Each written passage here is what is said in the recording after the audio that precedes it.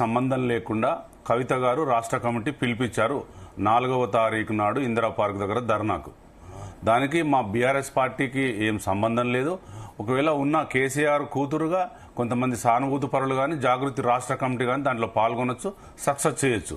మేమేమంటున్నామంటే కాళేశ్వరం సంబంధించినటువంటి కమిషను గౌరవ్ కేసీఆర్ గారు 5వ తారీఖు నాడు రావాలి. సారు కొన్ని కారణాల వల్ల కొన్ని డెప్త్ ఇన్ఫర్మేషన్ తీసుకొని 11వ తారీఖు నాడు కమిషన్ ముందుకు వస్తారు, పూర్తి వివరాలు వెల్లడిస్తారు. కాబట్టి కవిత గారు చేసుకునేదానికి బీఆర్ఎస్ పార్టీకి ఎలాంటి సంబంధం లేదు. కవిత గారు గత బీఆర్ఎస్ పార్టీ ఉద్యమంలో, టీఆర్ఎస్ పార్టీ ఉద్యమంలో గత 24 సంవత్సరాలుగా తెలంగాణలో జాగృతి సంస్థను డెవలప్ చేసింది. కడుపులో బాబును పెట్టుకొని ఉద్యమం చేసింది, జైళ్లకు వెళ్ళింది. కాబట్టి కవిత గారికి రాష్ట్ర కమిటీ ఉంది, వాళ్ళకు జిల్లా కమిటీలు ఉన్నాయి. ఆ కమిటీ ఎలా వర్క్ చేస్తుంది అనేది వాళ్ళు కవిత గారు చూసుకుంటారు. బీఆర్ఎస్ పార్టీ ఇప్పటి వరకు కూడా హైకమాండ్ కానీ గౌరవ్ కేటీఆర్ గారు కానీ హరీష్ రావు గారు కానీ మా గౌరవ్ కేసీఆర్ గారు కానీ ఎలా స్పందించలేదు. మా పార్టీలోనే ఉంటుంది విదిత్ ది పార్టీ, మా సిస్టర్ కన్సెంట్ అది. జాగృతి సంస్థ అనేది బీఆర్ఎస్ పార్టీకి సిస్టర్ సంస్థ. కాబట్టి ముందుకు వెళ్తారు, మా సానుభూతి పరులు కూడా వెళ్తారు. కాబట్టి కాళేశ్వరం సంబంధించినటువంటి కమిషన్ కేసీఆర్ గారికి నోటీసులు ఇవ్వము, మేము రాజకీయ పరిణామాలకు సంబంధించిన రాజకీయ నాయకులు ఎవరిని మేము ఎంక్వైరీ చేయము అని మళ్ళీ వెంటనే రేవంత్ రెడ్డి గారి డైరెక్షన్ లో కమిషన్ ఇమ్మీడియట్లీ మళ్ళీ హరీష్ రావు గారికి, ఈటల రాజేందర్ గారికి, కేసీఆర్ గారికి నోటీసులు పంపింది. కాబట్టి ఇది మొత్తం డైరెక్షన్ అంతా కాళేశ్వరం కమిషన్ అంతా గౌరవ రేవంత్ రెడ్డి గారి డైరెక్షన్ లో నడుస్తుంది. గౌరవ కమిషన్ చైర్మన్ గారు ఏం చెప్పారంటే కమిషన్ పూర్తిగా కంప్లీట్ అయిపోయింది. ఈ రోజు ఎవరికి నోటీసులు ఇవ్వడానికి రాజకీయ నాయకుల ప్రమేయం లేకుండా, రాజకీయ నాయకులు మేము ఎంక్వైరీ చేయకుండా కమిషన్ వెల్లడించి వెళ్ళిపోతామని చెప్పి మళ్ళీ దాన్ని డేట్ ఎక్స్టెండ్ చేసి మళ్ళీ నోటీసులు ఇచ్చారు. అంటే ఇది మొత్తం కమిషన్ రాజకీయ కక్షల సాధింపుగానే జరుగుతుంది తప్ప దీంట్లో ఎలాంటి అనుమానాలు ఏం లేవు.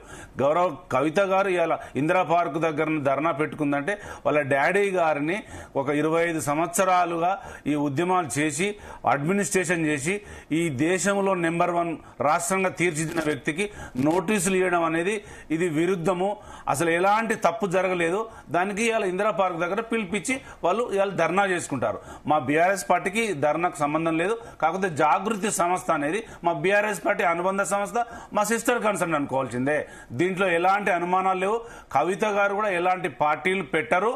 కవిత గారు కూడా కేసీఆర్ గారి కూతురే తెలంగాణ ఉద్యమంలో విభిన్నమైన పాత్ర పోషించారు. కాబట్టి ఆల్రెడీ ఈ టీ కప్ లో తుఫాన్ లాగా వచ్చింది, అనుమానాన్ని వెలిచారు. కేసీఆర్ గారు మాట్లాడారు. ఫ్యూచర్ లో ఎలాంటి ఒలుతొలుకులు ఇలాంటి ఏం ఉండవు. రాబోయే కాలంలో మీరే చూస్తారు. లోకల్ బాడీ ఎలక్షన్ లో కానీ, జడ్పీటీసీ ఎంపీటీసీ ఎలక్షన్ లో కానీ మా విశ్వరూపం మీరు చూడబోతున్నారు. అంటే వెంకటేశ్వర్లు గారు మీరు చెప్తున్నారు ఏదైతే ఇప్పుడు నిజంగానే ఇది కాంగ్రెస్ కమిషన్ రకంగా మీరు మాట్లాడుతున్నారు, కాళేశ్వరం కమిషన్ కాదన్న రకంగా. అంటే ఇదే అంశాన్ని మీరు ఎందుకు ధర్నాలు కానివ్వండి ఈ విషయాల్లో ఎందుకు బయట దీన్ని ప్రొటెస్ట్ చేయలేకపోతున్నారు ఈ అంశం పైన? ఎందుకంటే మీరు అన్నట్లు జాగృతి ఆధ్వర్యంలో జరుగుతున్నాయి కానీ బీఆర్ఎస్ ఆధ్వర్యంలో ఏది జరగట్లేదు. ఎందుకు అంటే ఈ క్వశ్చన్ కవిత కూడా రేజ్ చేస్తారు. బీఆర్ఎస్ ఎవరు కూడా అడగట్లేదు, స్పందించట్లేదు. మీరు మంచి క్వశ్చన్ వేశారు. గౌరవ్ కేసీఆర్ గారికి కాళేశ్వరం కమిషన్ నోటీసులు పంపించినందుకు బీఆర్ఎస్ పార్టీ స్టేట్ కమిటీ కానీ, వర్కింగ్ ప్రెసిడెంట్ కానీ మీరు ఎందుకు స్పందించడం లేదు? మీరు ఎందుకు ఎక్కడికక్కడ మీరు నిరసన వ్యక్తం చేయడం లేదు? దానికి టైం ఉంది. ఇప్పటి వరకు మా మీద ఎలాంటి ఆరోపణలు రాలేదు. ఓన్లీ ఎంక్వైరీ జరుగుతుంది. ఆ ఎంక్వైరీ కూడా కరెక్ట్ గా జరుగుతుంది. మా మీద ఎలాంటి ఎలిగేషన్స్ రాలేదు. కాబట్టి రాష్ట్ర committee BRS party Gaurav KTR గారు, గౌరవ్ కేసీఆర్ గారు ఆతి చూచి స్టెప్లు వేసే పరిస్థితులు కనపడతాయి. కాబట్టి ఇప్పుడే మేము డిసిషన్ ఏం తీసుకోం. ఒకవేళ గవర్నమెంట్ కమిషన్ రాంగ్ డిసిషన్ తీసుకొని రాంగ్ దర్యాప్తులు చేస్తే అప్పుడు మా రాష్ట్ర కమిటీ కానీ, మా ఎక్స్ మినిస్టర్స్ కానీ, మాకున్నటువంటి ఉద్యమకారులు కానీ, మా రాష్ట్ర కమిటీ కానీ వెంటనే మండల స్థాయిలో, జిల్లా స్థాయిలో, నియోజకవర్గ స్థాయిలో పిలుపునిస్తుంది. ఎక్కడికక్కడ కాళేశ్వరం కమిషన్ ఎండగడతాం. ఎందుకంటే ఇప్పటికీ మాకు కమిషన్ మీద నమ్మకం ఉంది. మా మీద ఎలాంటి ఇప్పటివరకు నిర్ణయం తీసుకోలేదు. ఓన్లీ కాంగ్రెస్ నాయకులు అనుభవం లేక, పాలన చేతగాక మా మీద బట్టకాల్చి మీదేస్తున్నారు. ఆ కాళేశ్వరం మీద జరిగిందనేది అది శుద్ధ అబద్ధం. ఒకవేళ అట్లాంటిది జరిగితే కమిషన్ చెప్తుంది. కమిషన్ ఇప్పుడు డ్యామ్ సేఫ్టీ అథారిటీ కూడా కమిషన్ కూడా ఇప్పటివరకు ఎలాంటి నిర్ణయం తీసుకోలేదు, ఎలాంటి జరిగిందని చెప్పలేదు. మొన్నటికి మొన్న కూడా కాళేశ్వరం కమిషన్ చైర్మన్ గారు రాజకీయ నాయకులను మేము దర్యాప్తు చేయడం లేదని చెప్పి వెంటనే 2 days తర్వాత రేవంత్ రెడ్డి గారు కమిషన్ చైర్మన్ గారు మాట్లాడిన తర్వాత గౌరవ్ కేసీఆర్ గారికి, గౌరవ్ హరీష్ రావు గారికి, ఈటల ఈటల రాజేందర్ గారికి నోటీసులు వచ్చినాయి. దాని మీద మేము పూర్వపరాలు తెలుసుకుంటున్నాం, ఇంజనీర్లతో అడ్వకేట్లతో మాట్లాడుతున్నాం. నేను ఏమంటున్నానంటే కాళేశ్వరం కమిషన్ కు ఒక సివిల్ కోర్టుకున్న అధికారం ఉంటుంది తప్ప ఇంకా ఎలాంటి అధికారాలు ఉండవు. వాళ్ళు ఏం చేయడానికి ఏం లేదు. ఓన్లీ గవర్నమెంట్ కు కమిషన్ యొక్క పూర్వపరాలు ఏం జరిగింది, డ్యామ్ సేఫ్టీ అథారిటీ ఏం చెప్తుంది, కమిషన్ ఏం చెప్తుంది అనేది ఒక రికార్డు చేసి ఒక దర్యాప్తు ఇస్తుంది గవర్నమెంట్ కు. గవర్నమెంట్ దాని మీద మళ్ళీ ఎంక్వైరీ చేయాలి, మళ్ళీ దాని మీద చేయాలి. ఉట్టిగానే డిసిషన్ తీసుకోవడానికి ఎలాంటి లేదు. ఇప్పుడు ఉన్నటువంటి కాళేశ్వరం కమిషన్ కు ఓన్లీ ఒక సివిల్ కోర్టుకు ఉన్నటువంటి అప్పటి వరకే హక్కులు ఉంటాయి తప్ప ఎక్కువ హక్కులు ఉండవు. దాని మీద ఏం యాక్షన్ తీసుకోవడాలు కానీ ముందుకు పోవడం కానీ జరగదు. ఈ కాళేశ్వరం 17, 18, 19లో ఎట్లా స్టార్ట్ అయింది, ఏం జరిగింది, ఎంత సాగు యోగ్యమైంది, ఏమేమి డ్యాములు దీనికి కొండపోచమ్మ కానీ, మలన్న సాగర్ కానీ, రంగనాయక సాగర్ కానీ, ఎల్ఎండి కానీ, దీని కాళేశ్వరం సంబంధించినటువంటి వాటర్ ఎట్లా వస్తుంది, ఇలా ఉమ్మడి హైదరాబాద్ కు రంగారెడ్డికి సాగునీరు కోసం గోదావరి ఎత్తిపోతలు ఎట్లా రావాలనే అంశం వాళ్ళు పరిశీలించి ఒక దర్యాప్తు చేసి గవర్నమెంట్ కి ఇస్తారు. దీని మీద కాంగ్రెస్ వాళ్ళు లేనిపోని నేను ఏమన్నానంటే కమిషన్ ఏం చెప్పలేదు, ఆ డ్యామ్ సేఫ్టీ అథారిటీ ఏం చెప్పలేదు. అప్పుడే తప్పు జరిగిందో పదే కాంగ్రెస్ గవర్నమెంట్ బీఆర్ఎస్ పార్టీ మీద, మా గౌరవ కేసీఆర్ గారి మీద బట్టగాల్చి మీరేస్తారు. ఇది శుద్ధ అబద్ధం. రేపు రాబోయే కాలంలో మీరే తెలుసుకుంటారు. అంటే ఇప్పుడు వెంకటేశ్వర్లు గారు మీరు ఇందాకే అన్నారు ఇది సమయం కాదు కాబట్టి బీఆర్ఎస్ పెద్దగా రియాక్ట్ కావట్లేదని. కానీ ఇదే బీఆర్ఎస్ గతంలో అటు ఎమ్మెల్సీ కవిత లిక్కర్ స్కామ్ లో అటు జస్ట్ ఇంటికి వచ్చి విచారణకు వచ్చి వాళ్ళు తీసుకొని వెళ్తున్నారు అనేసరికి మీరు వెంటనే అక్కడ నిరసనలు ఆశిస్తారు. అంటే అది కూడా జస్ట్ ఎంక్వైరీ కదా, మరి అప్పుడు ఎందుకు అంత రచ్చ చేశారు, ఇప్పుడు ఎందుకు ఇంత కామ్గా ఉన్నారు అనేదే క్వశ్చన్. ఇప్పుడు నేను ఏమంటానంటే లిక్కర్ స్కామ్ అనేది మనీ లాండరింగ్ జరిగిందని ఈడీ గారు వచ్చి ఎంక్వైరీ చేస్తామని డైరెక్ట్ అరెస్ట్ చేశారు.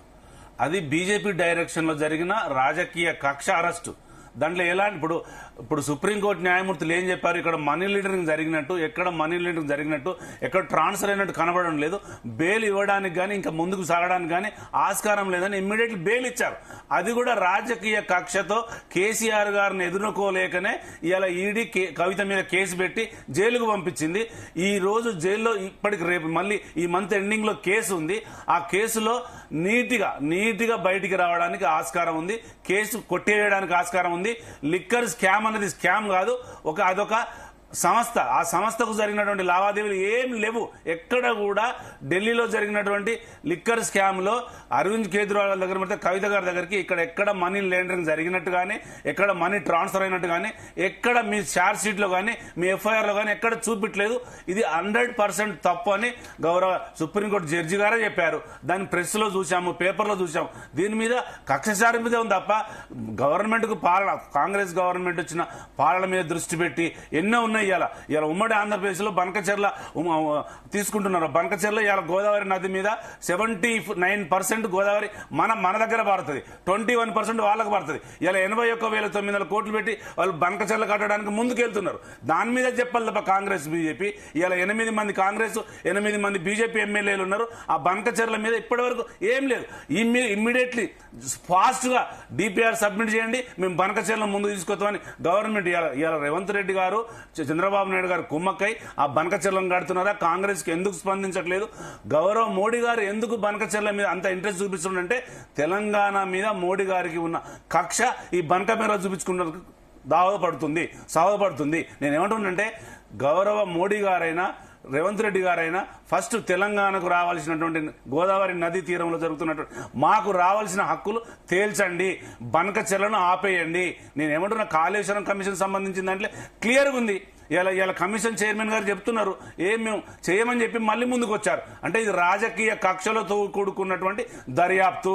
ఆ రోజు ఈడీదైనా, ఈ రోజు కాళేశ్వరం కమిషన్ అయినా, ఇంకా ఏది జరిగినా కూడా రాజకీయ కక్షలతో ఇలా తెలంగాణలో కాంగ్రెస్ గవర్నమెంట్ తెలంగాణను విధ్వంసం చేస్తున్నది. ఓకే అండి. ఎస్ విజయ్ గారు గుడ్ మార్నింగ్ అండి. గుడ్ మార్నింగ్ చెప్పండి. ఎస్ విజయ్ గారు, సో మీరు చూస్తున్నారు వారం రోజుల పైగా కవిత చుట్టూ ఏ రకంగా అంశాలు పరిగెడుతున్నాయి మనం చూస్తున్నాం. సో ఇప్పుడైతే ఈ రోజు ఇందిరా పార్క్ దగ్గర ఈ రోజు 10 గంటల